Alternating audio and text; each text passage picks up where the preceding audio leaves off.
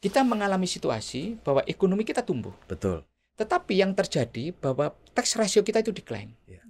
Nah, ketika tax ratio kita decline, sementara pertumbuhan ekonomi kita naik terus. Ini sebuah anomali. Apa yang terjadi? Mungkin hanya terjadi di Indonesia.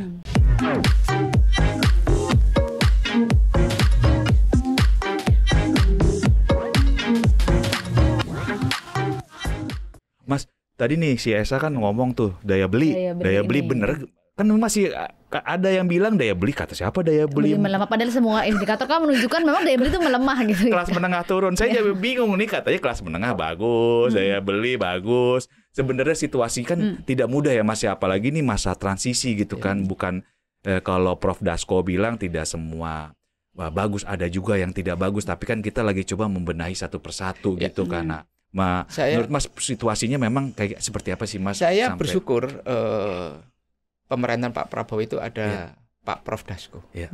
Karena beliau sangat terbuka, memberikan kesempatan kepada banyak orang untuk memberikan pandangan, tetapi kemudian beliau mengambil alih pandangan-pandangan orang itu untuk dikonsolidasikan, dikoordinasi, dan kemudian diberikan pilihan kebijakan yang terbaik. Dan kemudian dieksekusi dengan determinasi yang luar biasa. Itu nggak gampang, nggak gampang itu.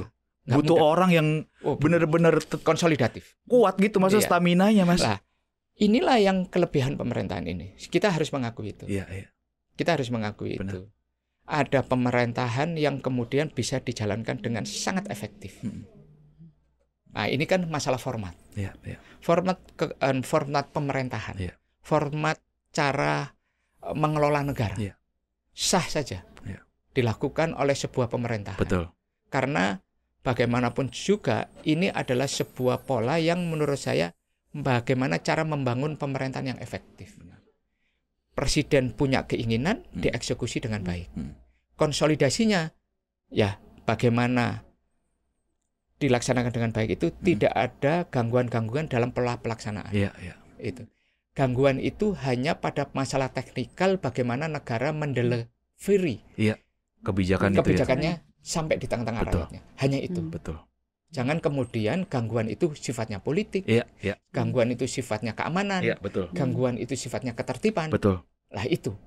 Kalau kemudian pola yang efektif itu bisa dilaksanakan dan diimplementasikan dengan baik, saya yakin hal-hal yang sifatnya gangguan itu bisa dilut sejak awal, bisa diatasi di awal. Benar paham Mas. Itu. Artinya kan sebenarnya nggak ada persoalan besar lagi karena dari sisi politisnya pun sudah sangat didukung ya Pak ya. Sementara dari satu jalan ini dari awal bahkan sebelum mulai pun sudah satu jalan gitu. Artinya persoalan ekonomi ini kan harusnya bisa dideliver dengan lebih cepat, terutama mungkin kalau mungkin kayak daya beli tadi ya. Kalau menurut Komisi 11 sendiri melihat kondisi ekonomi daya beli itu seperti apa sih Pak? Kenapa sih Mas bisa daya beli turun dan solusinya apa gitu Mas? Kalau gini, ekonomi Indonesia itu setiap pertumbuhannya itu ada 4 komponen. Betul. Paling besar antara 52 sampai 56% itu household consumption, konsumsi rumah tangga. Kemudian pembentukan modal tetap bruto, investasi. Investasi itu kan datang dari 2 tempat, yaitu capital expenditure, CAPEX dan OPEX, operational expenditure. Di dalam unsur itu ada setoran modal dan kemudian ekspansi kredit perbankan. Betul. Ya kan? Berikutnya adalah ini luar biasa. Berikutnya itu adalah government expenditure. Nah, tadi yang PMTB, pembentukan modal tetap bruto itu antara 26 sampai sekitar 30%. Kemudian CAPEX-nya pemerintah, government expenditure itu antara 6 sampai 8%. APBN itu kalau kita perhatikan mulai dari pemerintah pusat, kemudian APBD provinsi sama APBD kabupaten kota, pengaruhnya terhadap ekonomi kita itu hanya antara 6 sampai 8%. Itu. Berikutnya itu adalah ekspor impor. Ekspor impor itu memberikan komponen positif atau negatif tergantung pada neraca pembayaran kita. Neraca perdagangan kita. Ada neraca pembayaran, neraca perdagangan dan balance of trade. Itu ya. Current payment, itu balance of payment dan balance of trade. Lah, komponen yang paling besar consumption ini dibentuk dengan cara apa sih? Pertumbuhan ekonomi. Pertumbuhan ekonomi dalam melakukan penciptaan lapangan kerja. Iya. Kalau perusahaan-perusahaan corporate, baik itu state-owned company, BUMN, maupun sektor swasta itu tumbuh, bisa memperkerjakan banyak orang, kemudian memberikan gaji yang bagus, kemudian mereka punya penghasilan dan melakukan belanja, maka ini penguat pertumbuhan ekonomi. Iya. Maka pemerintah bagaimana penanaman modal dalam negeri dan penanaman modal asing itu tetap memberikan kontribusi terhadap pertumbuhan ekonomi Indonesia. Karena apa? Orang yang berpenghasilan, orang yang bekerja itu akan memberikan belanja rumah tangga mereka. Iya, betul. Mulai dari kebutuhan hari-hari mereka, kebutuhan kesehatan dan sebagainya. Lah inilah yang harus didorong terus. Lah kemudian ada situasi kita menghadapi tekanan. Iya. Karena apa? Ada scaring effect. Iya. Sisa-sisa COVID yang entelnya, ekornya itu yang masih harus dikonsolidasikan bagaimana cara mengatasinya. Itu. COVID 2020 sampai 2023 itu memberikan dampak yang masih harus kita antisipasi. Betul. Contoh, negara-negara di advanced country, Eropa dan Amerika masih menghadapi situasi inflasi yang tinggi. Betul. Situasi inflasi yang tinggi ini memberikan dampak apa sih kepada mereka? Masyarakat juga mengurangi belanja. Betul. Sehingga ekspor kita berkurang. Betul. Ya kan? Ketika ekspor kita berkurang, otomatis produktivitas kita juga berkurang. Betul. Kalau produktivitas kita berkurang, jam kerja berkurang. Betul. Pendapatan berkurang. Konsumsi berkurang. Lah, circle yang seperti ini kan harus kita pahami. Betul. Harus kita pahami. Nah, bagaimana kemudian kita memahami situasi yang circle ini yang memberikan dampak terhadap dalam negeri kita? Ya kan? Nah, tentunya yang harus dilakukan oleh pemerintah adalah membangun government optimism. Membangun optimisme pemerintah kepada apa? Kepada rakyatnya. Itu. Makanya tadi ada situasi-situasi sulit yang masih bisa dihandle oleh negara, maka negara harus tampil. Contoh, kalau kemudian rakyat sudah kita berikan gaji kita naikkan, gaji guru kita naikkan, gaji hakim kita naikkan, UMP kita naikkan, harapan kita kalau PPN hanya kepada barang mewah, ini kan memberikan banyak harapan, ini akan menjadi pupuk terhadap ekonomi konsumsi kita.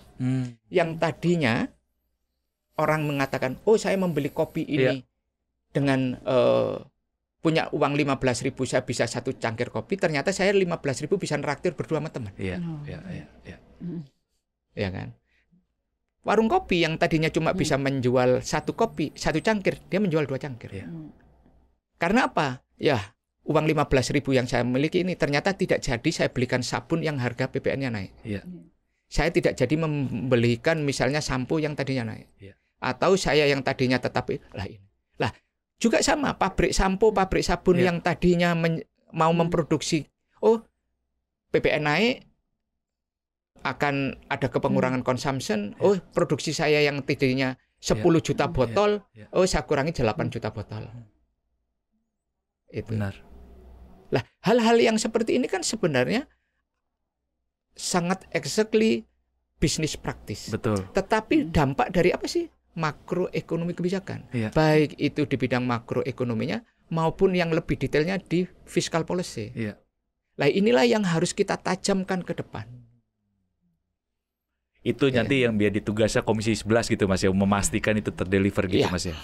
Hal-hal yang seperti inilah yang harus menjadi diskusi yang esensial ke depan. Betul.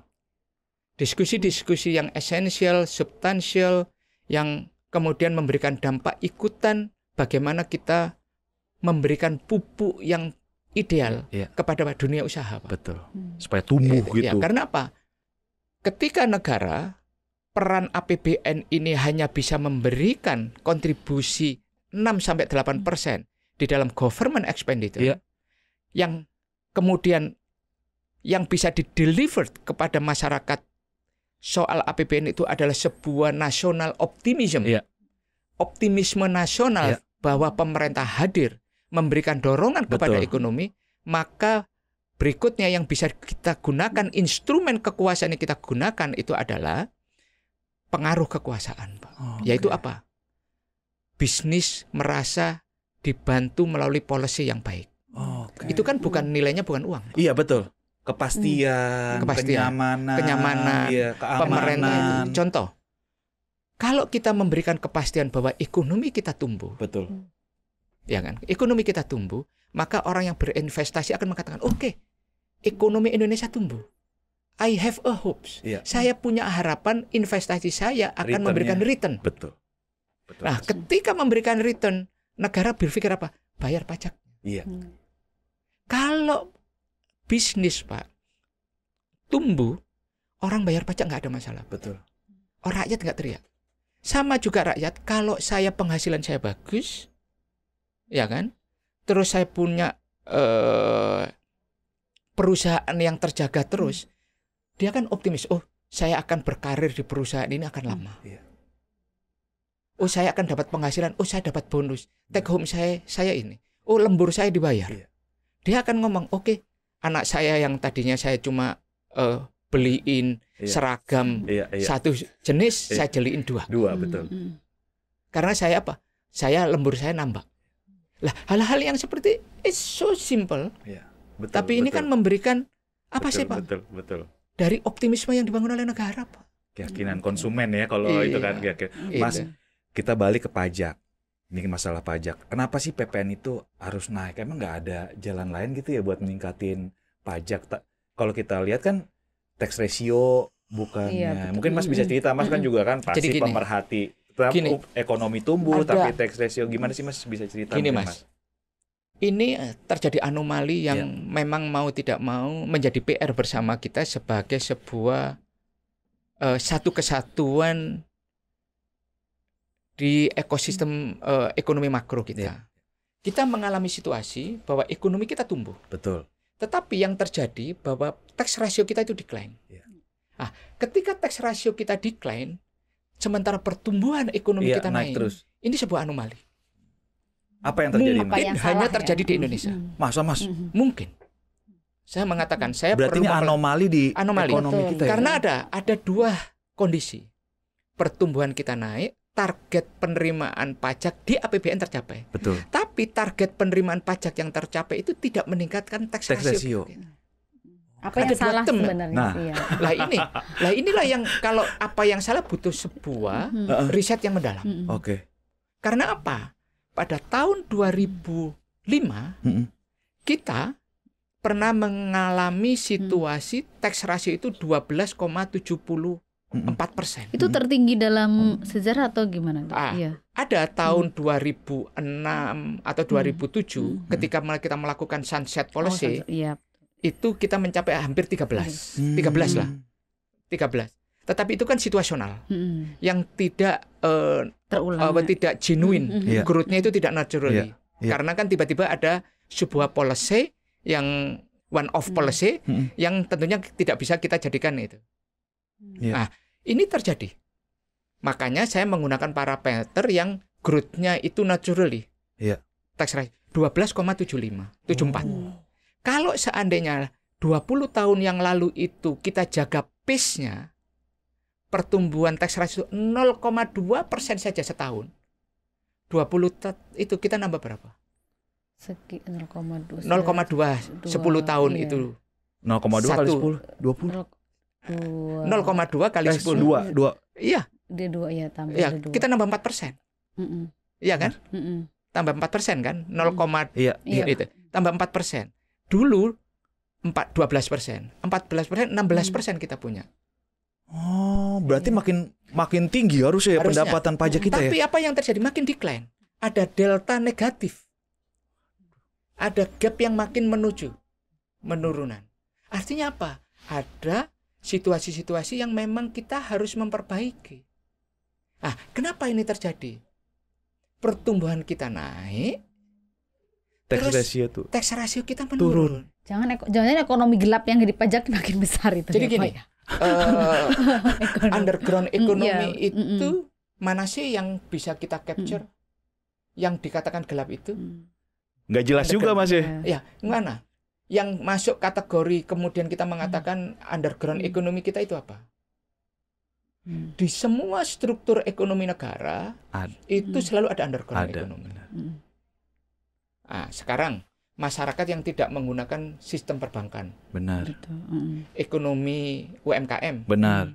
UMKM pasti orang masih sekarang ada. Semuanya sudah mulai nggak mungkin orang nggak itu. Orang menerima bansos saja lewat rekening bank. Benar. Kedata semua Mas ya, terdata semua. Terus apa yang mau kita? Lah, inilah yang perlu kita konsolidasikan. Ah, para pengambil kebijakan di fiscal policy harusnya melihat ini sebuah fenomena ini melakukan sebuah riset yang mendalam. Apakah ada problem apa dengan tax buoyancy kita? Iya kan? Tax buoyancy kita. Kenapa penerimaan pajak kita itu sangat rentan mengalami daya tahan yang rendah ketika terhadap harga komoditas. Oh iya. Iya. Itu. Kenapa? Kenapa Mas? Kenapa? Itu. Kenapa kita sangat bergantung kepada situasi itu? Itu. Ya, mungkin karena ekonomi kita sangat Basisnya bergantung komoditas, sama ya. Sangat bergantung. Lah, sumber ini daya alam Mas ya, berarti kalau ya. kemudian volatilitas itu terjadi, cara mana mengatasinya dong? Betul. Itu. Betul. Nah, betul. inilah yang harus kemudian harus sinkron dong. Betul. Cara kita mencari itu, Benar. mencari polisinya dan Benar. cara kita mengatasi penerimaannya. Benar. Volatility ini kan harus kita jaga. Betul. Ah, inilah yang harus kita temukan formulasinya. Tugasnya negara kan itu melakukan. Betul.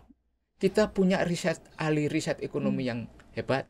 Kita punya banyak universitas yang hebat. Mau di dalam negeri, mau luar negeri, mau kombinasi itu semua ada.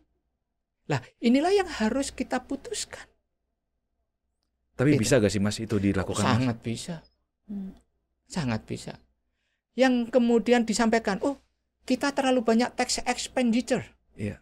Fasilitas yang kita berikan. Iya, insentif. Sejarah insentif. Iya. Sejarah perpajakan Indonesia yang namanya sejak kita menganut prinsip self assessment tahun 1983. Iya. Yang namanya tax insentif dalam bentuk ditanggung pemerintah. Dibebaskan, ditangguhkan, ya kan? Fasilitas macam-macam itu sudah berjalan ada. Ya. Bahkan itu ada di PPh, pajak penghasilan, maupun pajak tidak langsung dalam bentuk PPN atau pajak penjualan. Itu ada. Hanya mekanisme yang berbeda-beda. Kalau sekarang menggunakan mekanisme tax holiday, kalau dulu menggunakan misalnya mekanisme penanaman modal. Itu izin investasi macam-macam. Itu lewat apa? Lewat penyerta modal mana saja yang mau dilakukan dan by item apa yang diimpor dan itu macam-macam. Mas, apa yang akan dilakukan Komisi 11 buat membenahi tadi itu, Mas? Ya, kita harus duduk bersama-sama. Karena apa? Itu ada agendanya nanti, Mas, ke ya, depan, nanti Mas. kita bersama-sama pemerintah kita harus membicarakan ini. Benar sih. Kita harus bersama-sama. Karena apa? Bagaimanapun juga pelaksana aktif dari policy-policy yang diambil oleh Bapak Presiden itu adalah anggota kabinet. Betul. Tugas kami bagaimana para anggota kabinet, Menteri Keuangan menjadi menteri yang sukses dalam menjalankan perintahnya Presiden. Betul. Tugas saya dari Ketua Umum saya, Partai Golkar, adalah clear menyampaikan, Pak Misbahkun, saya jadikan Ketua Komisi 11 untuk mensukseskan Menteri Keuangan menjalankan perintahnya Presiden. Sekali lagi menjalankan perintahnya Pak Presiden ya. Ini kalau kemudian tax rate dijadikan kompetitif, daya saing kompetitifness, maka ini mau nggak mau kita harus mulai serius membicarakan besaran tarif pajak kita. Kita harus mulai serius. Karena apa? Kalau instrumen tarif digunakan, ini mulai tidak sehat nih. Perang tarif. Perang tarif. Sobat Cuan, jangan lewatkan lanjutan obrolan seru yang gak kalah menariknya dari pembahasan kita kali ini. Hanya di channel YouTube Cuap Cuap Cuan.